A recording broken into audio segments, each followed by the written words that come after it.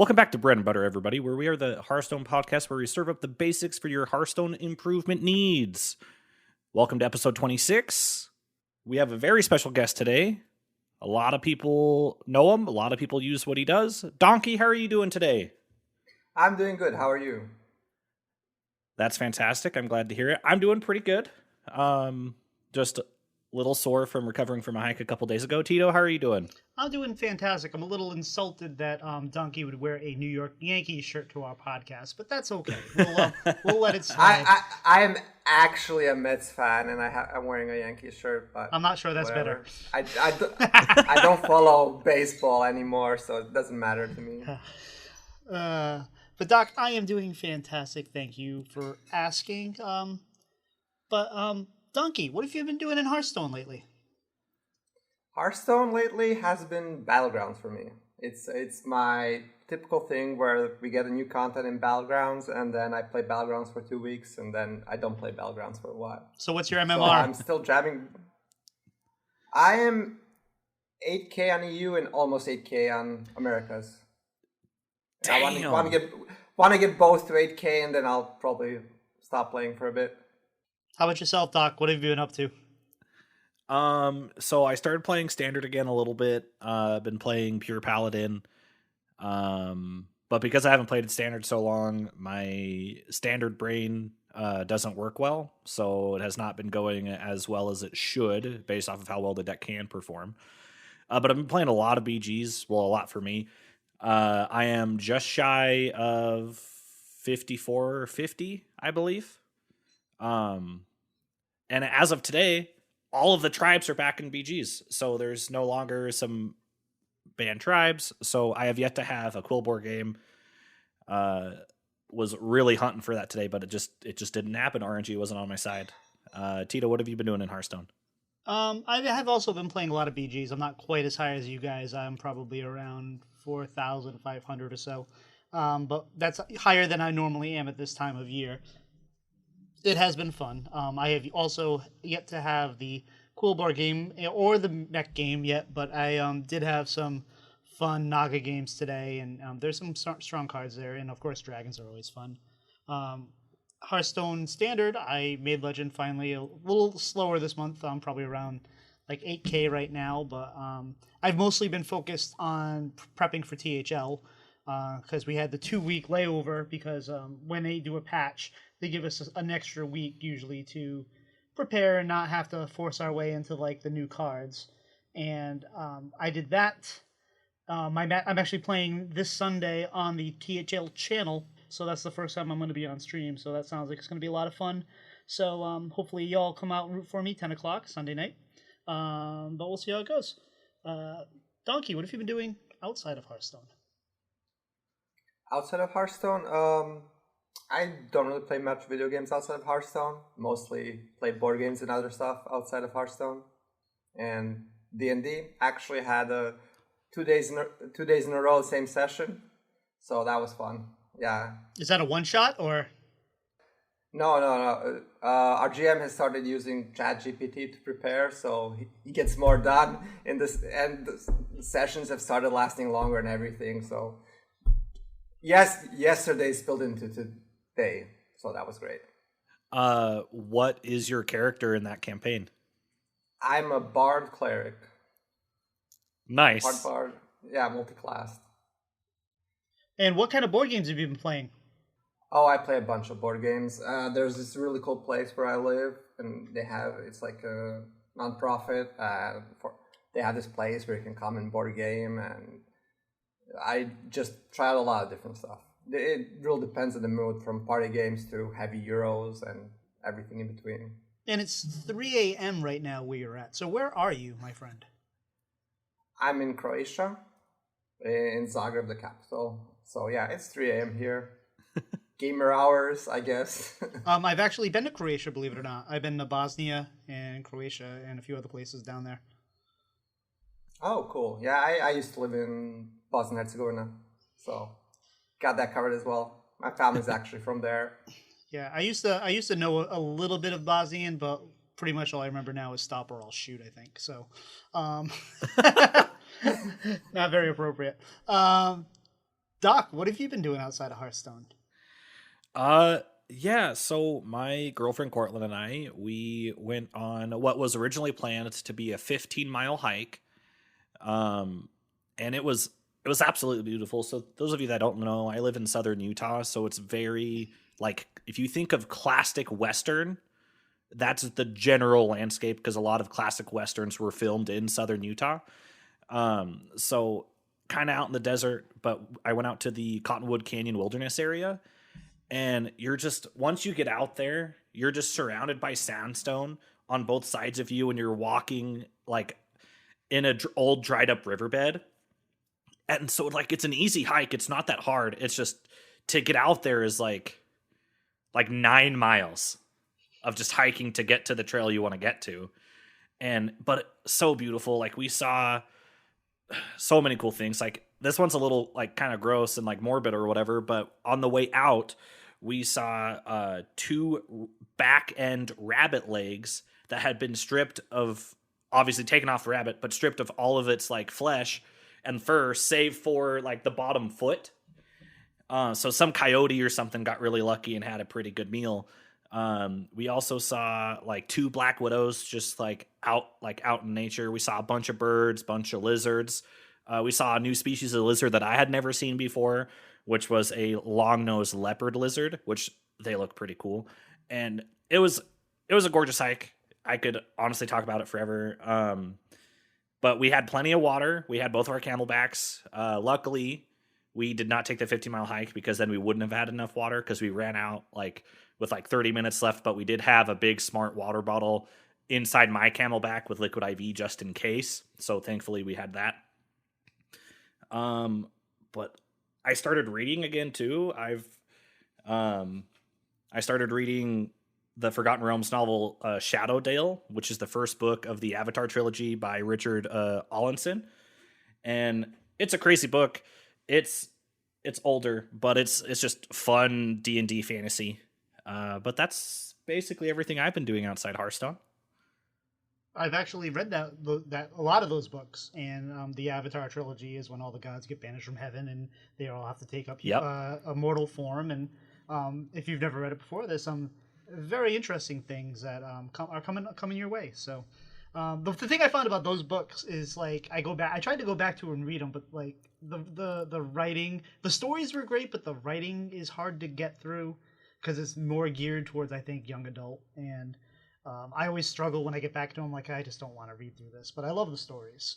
But I have been mostly yard working. I turned 48 this week. Happy late birthday! Oh, happy birthday! Thank you. It's been normal, kind of cool weekend. But that's about it. But Doc, why don't we get to know our guests a little bit more? Yeah, I think that's a fantastic idea. So D0nkey, what got you started with video games? That's a good question. I do not remember. I was a kid. I don't know. I was a kid. I liked people playing video games. I liked video games. I was playing video games. Can't really say something specific about that. Besides, started as a kid. So how'd you find Hearthstone? Hearthstone. Well, I never actually played a card game before, like serious, like collected Pokemon cards. It was always something that I found interesting.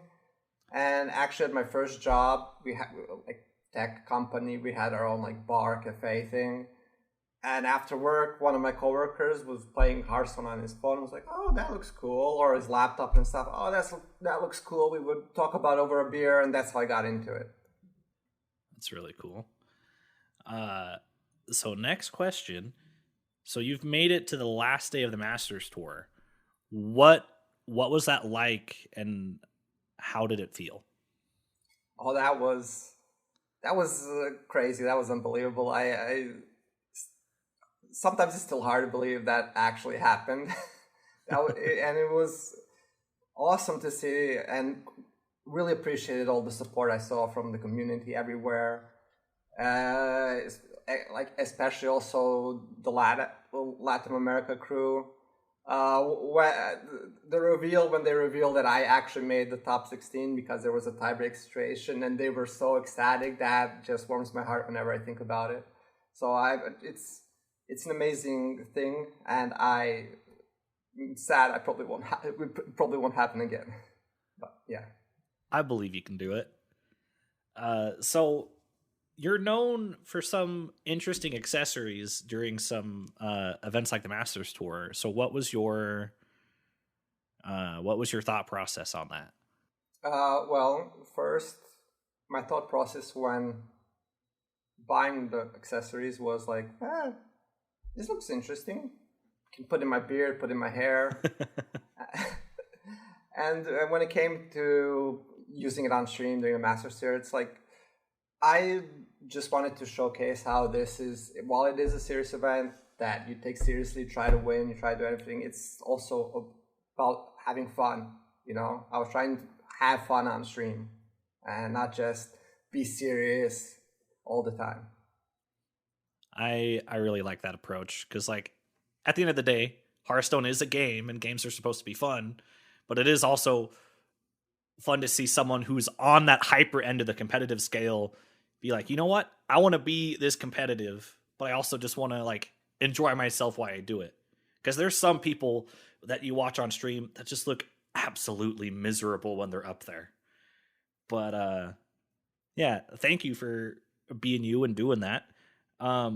So this next question, are you still trying to make another Masters Tour? Not with this current system, no.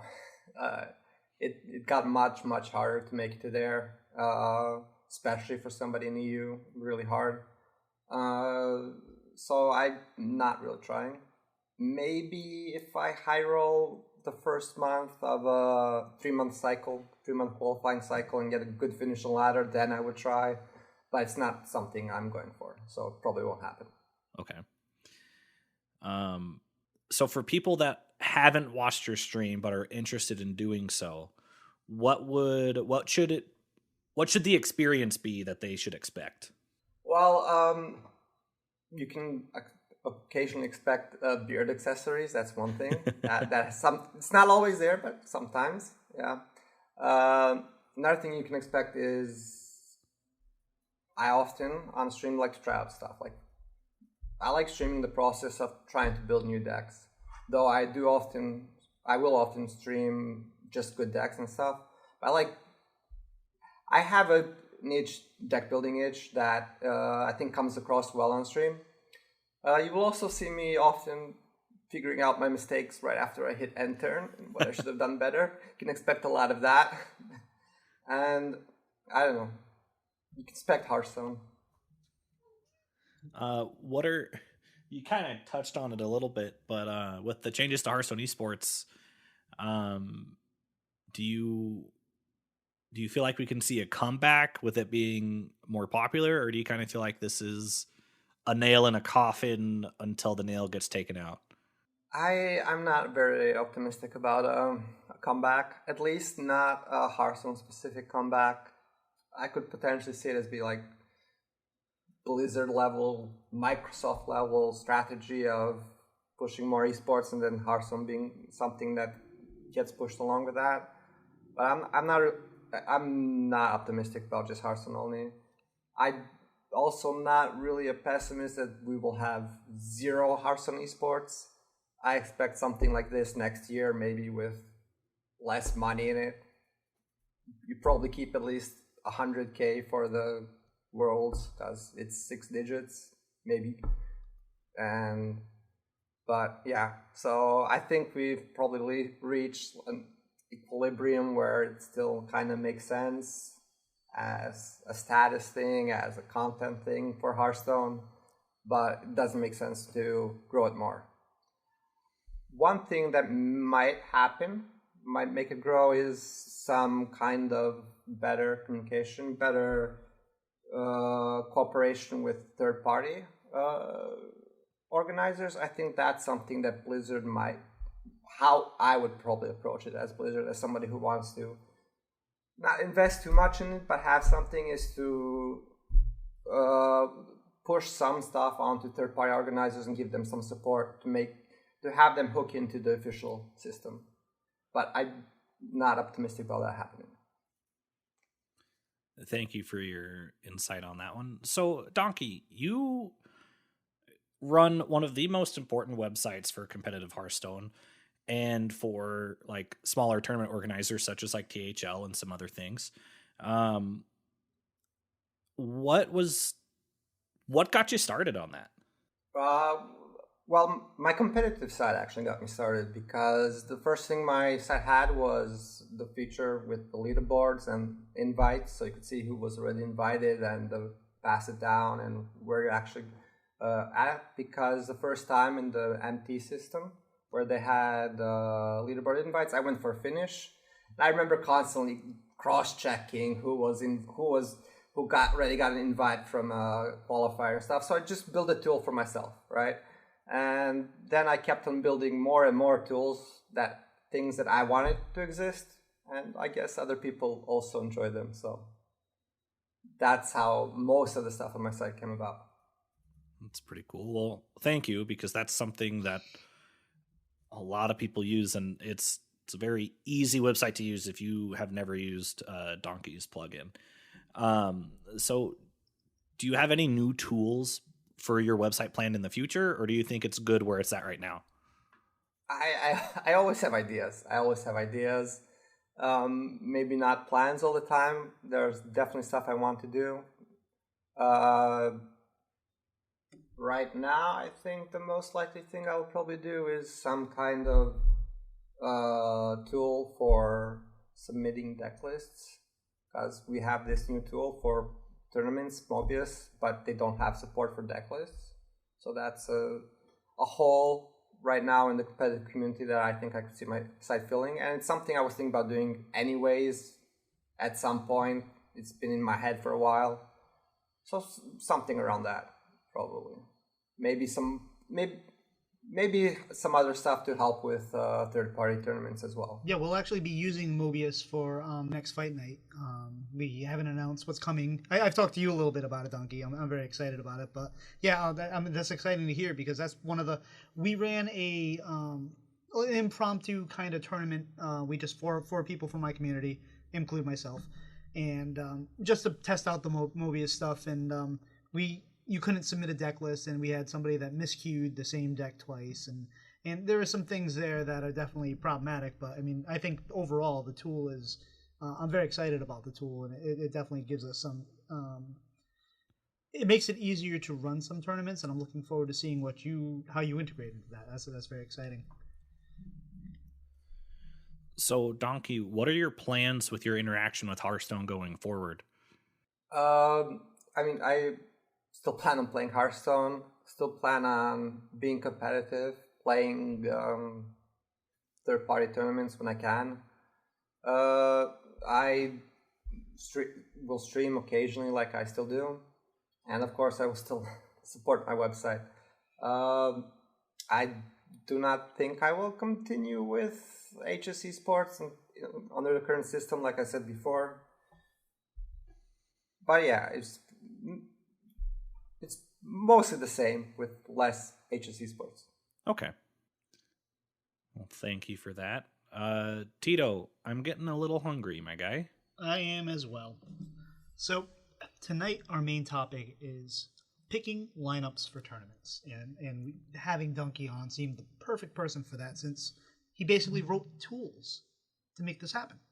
So, D0nkey, if someone's going into a tournament, say one of these third-party events or something, where should they start with their deck selection? Like, what's the first step? First step is figuring out what you have the dust for, I guess, what you can play. But aside from that, you generally want to play good decks in tournaments. You don't have to, but you generally want to play good decks. Also, the format of the tournament matters. If it's Conquest or Last Hero Standing, most people play Conquest. I'm just gonna focus on Conquest from now on. But for me, I would say there are like 4 main factors when it comes to choosing a lineup. Like the one I already mentioned is deck strength. Second would be bans. Bans are very important. You want to have your decks that can use the same ban, that benefit from banning the same thing. A third thing that is good to have but not necessary is in Conquest to be able to target the same thing. Decks that are good against something that will be popular. And the fourth is probably how comfortable you are with decks. That can be like the least and also the most important thing, because sometimes you have time to prep with the lineup. You can find a good lineup you think will work on paper and then practice with it. Sometimes you just don't sit well with the deck and can't play it, or you don't want to practice it like me whole last year with Boar Priest. I did not want to put the time into learning that deck. And even though a lot of the times when I was looking at stats and stuff, I'm like, oh, Boar Priest would fit here. Nope, I'm not playing Boar Priest. Scratch that lineup. That's fair. So you've touched on this a little bit. So you're saying that there's many different aspects to picking which decks you want to bring. Yeah. And one thing I think that can be unintuitive is I mentioned like 4 stuff. I never expect to have all 4. I always expect like if one of those I fail at one of those, I'm happy. Generally, I'm happy with that. It's hard to have all 4. Like you can get good decks. You can get good decks that share the same ban that you're comfortable with playing them, but then they probably don't target the same thing, and that's still a very good lineup. Do you ever take a deck that you're not comfortable with just because you think it's going to get banned? Like if like Boar Priest, like Boar Priest is popular or it's going to be heavily targeted, so I'm just going to bring it to hopefully get banned and play the 3 decks I'm comfortable with. Is there ever a strategy like that involved, or is that too risky? For tournaments, I think that's probably too risky. For something like THL, it can work. You actually made me laugh because I think it was during Baron's Priest, when that was the thing. I was playing an NA and my NA collection there then wasn't good. I was missing like a couple legendaries. I still submitted Priest 3 weeks in a row and it got banned every time, even though I didn't have the deck. It's like it's not just that I wasn't even comfortable. I couldn't even have played the deck even if it wasn't banned. I would have had to dust a bunch of stuff. They were just banning Priest on site. That's fantastic. Yeah, but in a tournament, generally, you're probably going to have to, if you're going to go far, you're probably going to have to play the deck at some point. Yeah, it's very rare that something's going to get banned all the time. Just in the cup. In the top 16 you made, what was your strategy for picking the decks you brought? The decks I brought, my main thing at the time was my ban, right? I often build around my ban. I look at the meta, understanding the ladder meta and everything, and seeing what deck is most influential in the meta. That's not necessarily the deck the best win rate, but the deck that influences the win rates of other decks, how you build decks and stuff, and ban that. At that time, I think it was Control Shaman that was the best, so I wanted to bring something that bans Control Shaman and bring Control Shaman because it was so good, the Random Flow Control Shaman.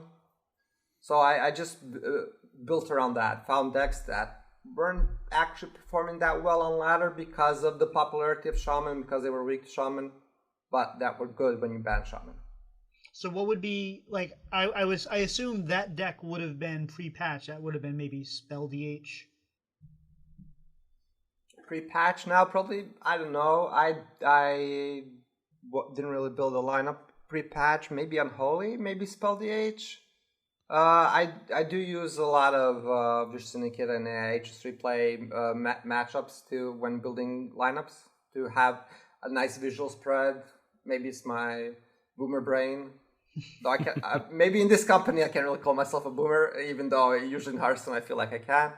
But I can't really keep all track of everything in my mind, and I'm too lazy to make my own personal spreadsheets for that.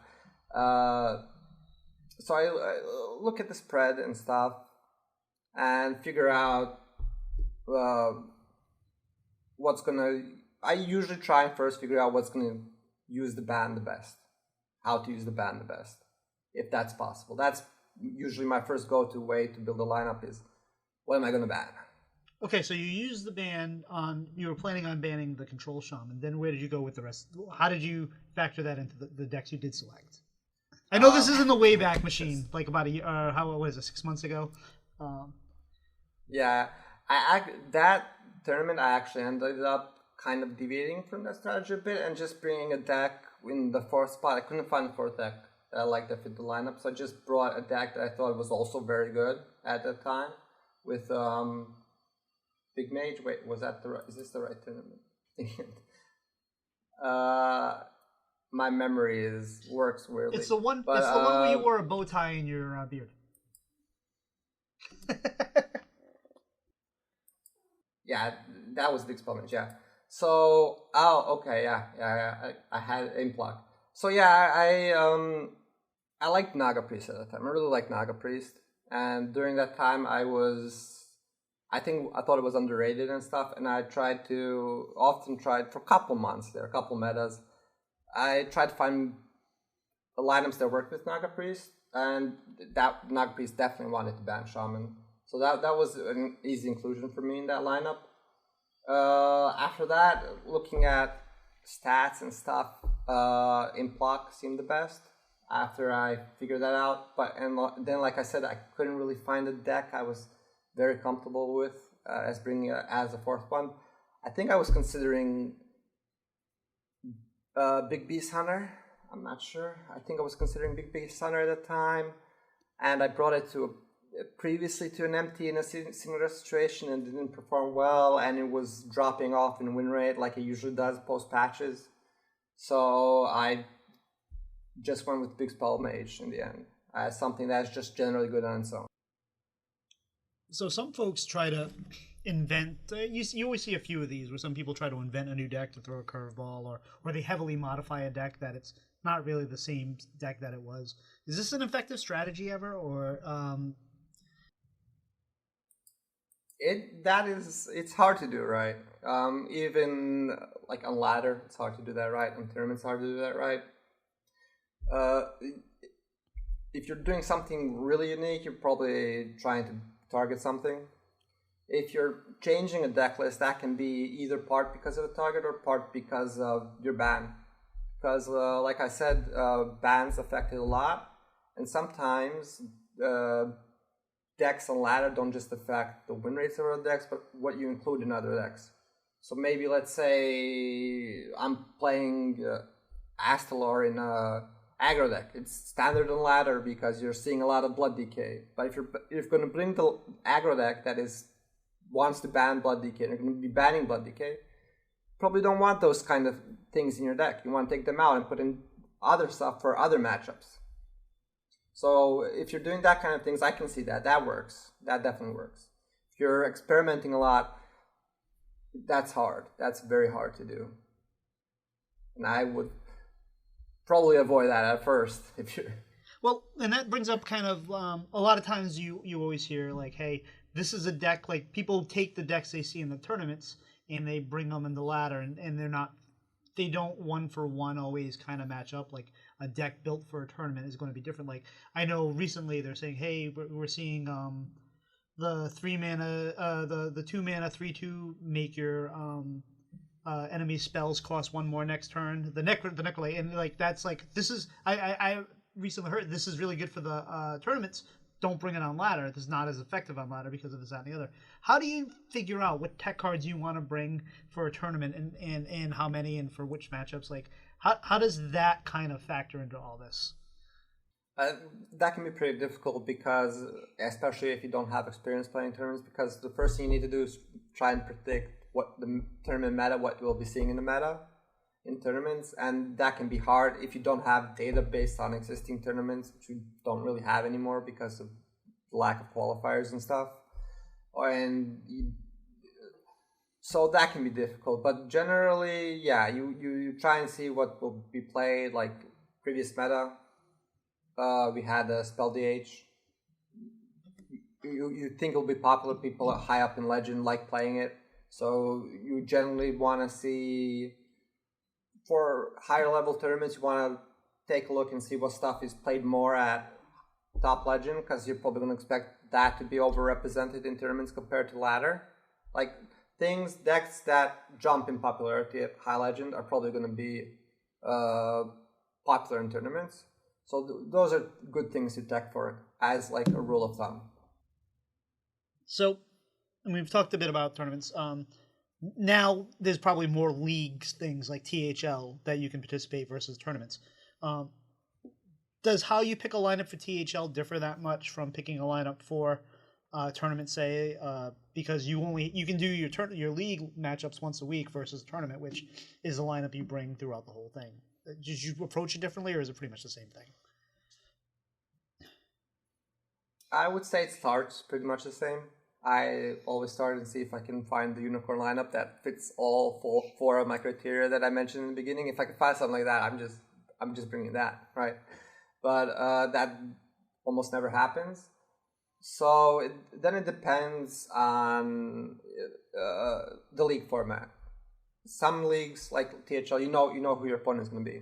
You know who you're going to play ahead of time, and sometimes what they played before is very accessible to you, and you can try and see if maybe I should ban them because I should bring this deck or this lineup because my opponent favors control, so I'm going to bring something that's good against control, or vice versa. But besides from that, I don't think it matters too much. The difference in the format between one match or multiple matches, besides the knowledge of who you're going to play. Okay. Yeah, because I've actually spent a lot of time trying to figure this out, and this is all new to me. And I jumped into the pro league, and I am seeing people that I do not belong playing against, and it is scary and it is fun, and I'm doing all right. But it's the planning my lineups is probably the hardest part. Like, I don't mind playing the games; it's intense, and you reanalyze every mistake you make. But just getting that lineup right is so difficult. And I'm not gonna lie, that's a big part of why I thought I'd have you on here today. I'm selfish like that. So, but let's talk about what everyone's here to hear about is the brawliseum. That's coming up this week. It was pushed out a week because of the patches. Now, most of the podcasts are saying, don't do the brawliseum. It's not a good investment. You're going to throw away 1,000 gold or $10 or whatever it is. But now they've added that little kind of extra, hey, 12 wins, you get this like skin, which has been controversial. I'm sure we all have feelings. And I personally don't mind having something that not everybody can get. I understand other people's opinions that, hey, I've already been collecting all these. Now you put one that's out of reach. Whatever. So we're not going to get into that. We're going to acknowledge the fact that both sides have their opinions and both sides have valid feelings. But let's say you've already gone through all these thought processes and you're like, yes, I'm going to do brawliseum. So we're past all the pandering on how if we're gonna do it or not. We're in. We want to figure out a lineup. How do you pick your deck for brawliseum? How do I pick my deck? I generally expect that later on the meta is gonna narrow down. Like by later on, I don't mean time wise. I mean win wise. It's gonna narrow down in a similar way that top legend can narrow down with the scope of the meta.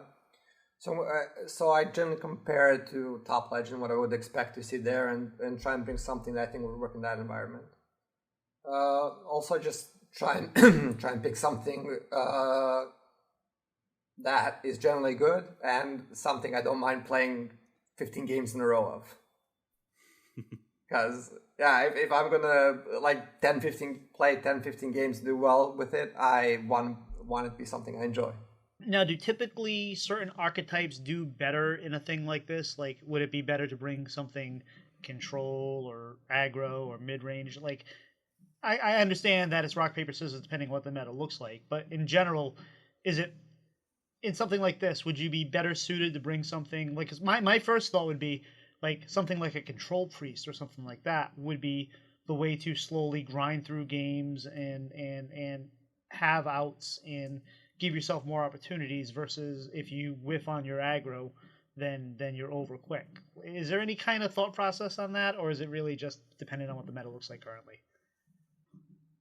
I think it just depends on the meta. I haven't really noticed anything like that where it's like certain type of archetype that is more prevalent in these kinds of brawliseums.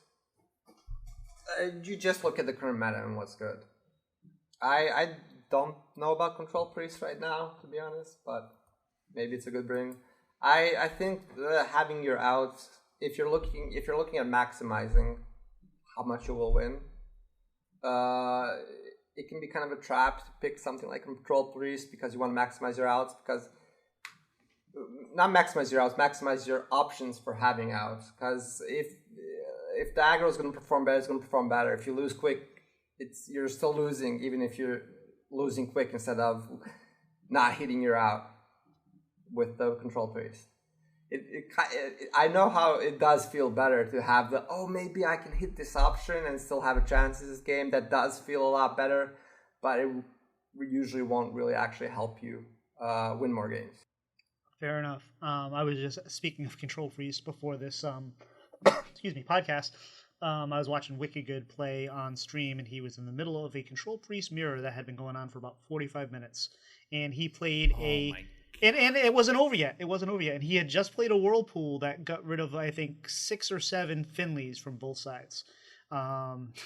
So I'm hoping that'll be done by the time we're done with this show.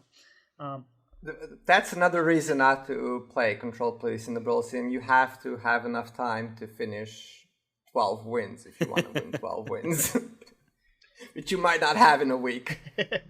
Yeah. Now, are you planning on playing this time around? I probably will. I'll probably play a couple of times. I haven't really been playing Standard much lately, but I probably will play a couple. All right. How about yourself, Doc? You planning on jumping in?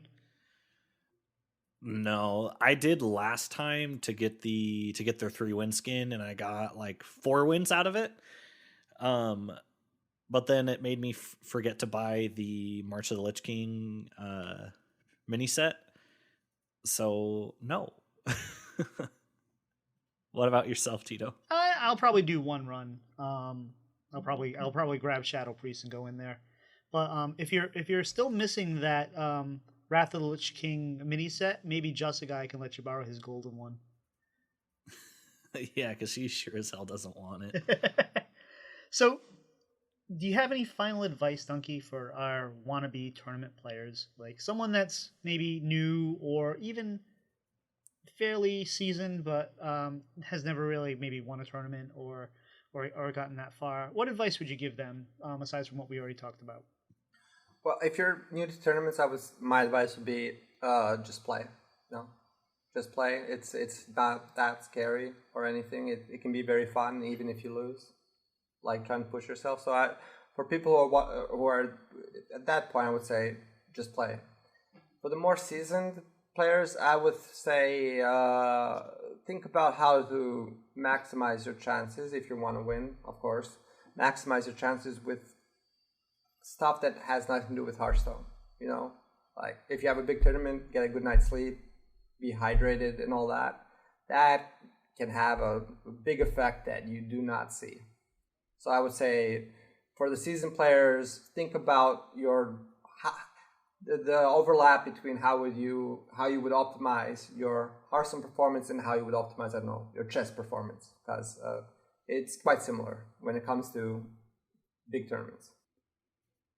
That is solid advice. And speaking of eating better, Doc, I think it's time for dessert. What do you think?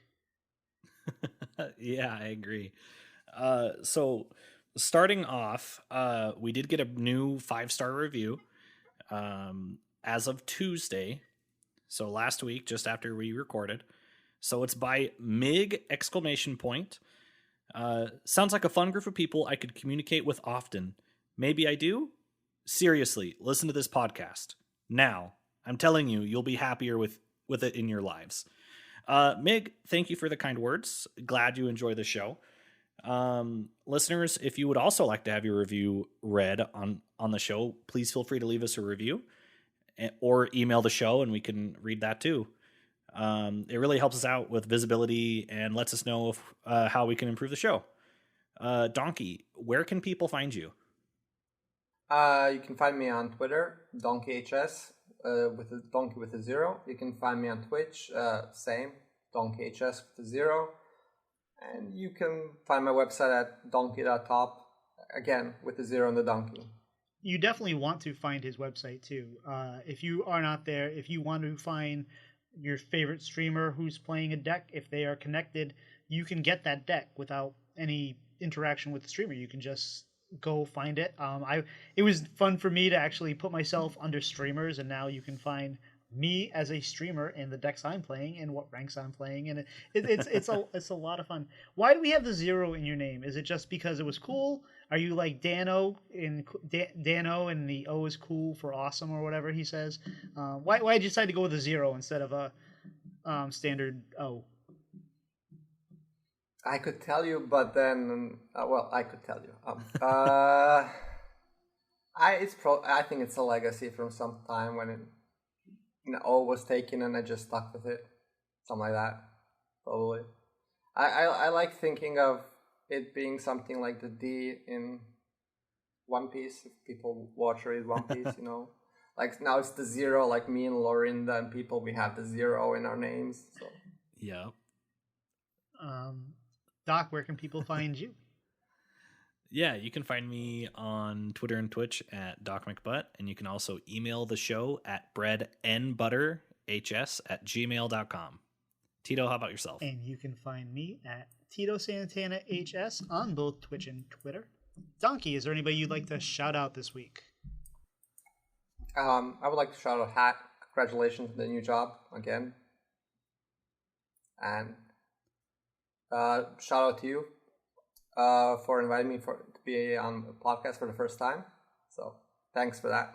No, we're very glad to have you. It's 3 a.m. Like I said, it's 3 a.m. for him. It's almost 4 a.m. now. So we appreciate you being here. And that was the first thing I was like, D0nkey, are you sure this is going to be too late for you? He's like, as long as we can start a little earlier, we'll be fine. Doc, how about yourself? Yeah. So first off, D0nkey, I want to shout you out for being here. Thank you so much. Like having someone that's like your caliber of player be on our show, like it means a lot, and it's fun to get to see you and like get to interact with you rather than like sitting at my desk on my computer watching you play. It's cool to be able to actually talk with you and bounce some stuff back and forth. And then I want to shout out Mad at Arms.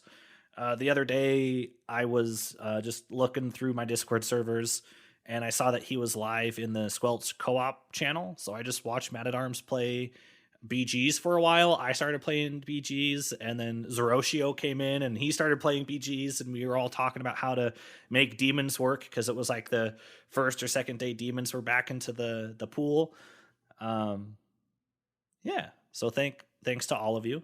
Tito, how about yourself? Well, first off, I think you got the person that did the review. Their name is not Meg ! Their name is Meg. That's all.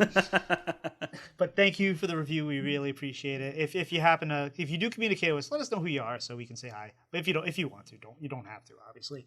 I just want to shout out D0nkey again for staying up so late. It's great to have such a smart person, smarter than the two of us, at least. I would assume. Doc, we might agree. I don't know. And it's always great to learn from some great minds. And also we'd like to shout out Doc's best friend, Daniel Stormrage Sheldon, who's out taking a week, well-deserved week off, I believe, out in New Orleans, and I'm hoping he's having a good time. And from the messages we're seeing on Discord while we're performing the show right now, he apparently is. So anyway, I think that's it for us. I think we're toast. I'll see ya. Bye-bye. Bye.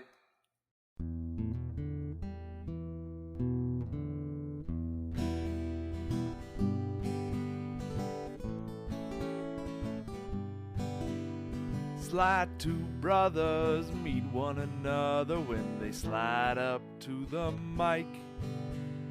It's bread and butter with one another. Let's start up that recording light.